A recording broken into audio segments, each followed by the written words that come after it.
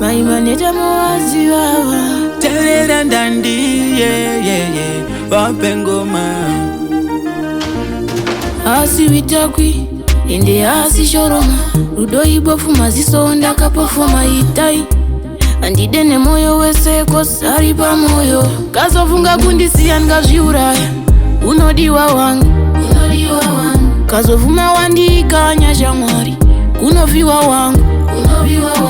Kakusiya mdiwa nikakuwana kupiko Uringiro siwe ndiwe yangu tariro Uri chisubi ndini ya chumbariro Pande neprokoshika chapinda mugwiro Vanga nditi wakarowa nerombe Ida moyo wamba kwa ndiri uri mukombe Ende harisi dambe Doimba kwa uri ndirinde kaini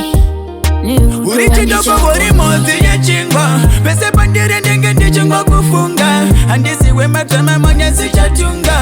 Munyumumuka ndifenda runga Kazofunga kundisiya ngazviuraya Unodiwa wangu Kazovuma wandika nyasha mwari Kunoviwa wangu Kakusiya mdiwa nikakuwana kupiko Uringiro siwe ndiwe yangu tariro Uri chisubi ndini ya chumbariro Pande neprokoshika chapinda mugwiro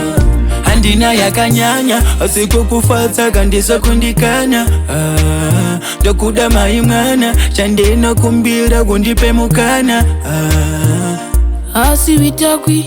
ende asi shoroma Rudo ibofu maziso ndaka pofoma itai Andidene moyo wese kosari pa moyo Kazofunga kundisiya ngazviuraya Unodiwa wangu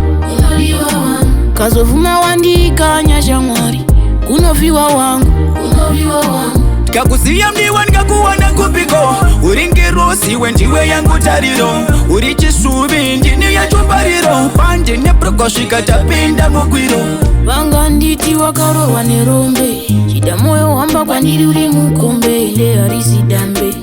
Doimba kwa uri ndirinde kaini Uri chidoko uri mozi ya chingwa Pese pandire ndenge ndichingwa kufunga Andisiwe matama manyasi chatunga Munyumumuka ndifenda runga Kazofunga kundisiya ngazviuraya Unodiwa wangu Kazovuma wandika nyasha mwari Kunoviwa wangu Kakusiya mdiwa nikakuwana kupiko Uringiro siwe ndiwe yangu tariro Uri chisubi ndini ya chumbariro Pande neprokoshika chapinda mugwiro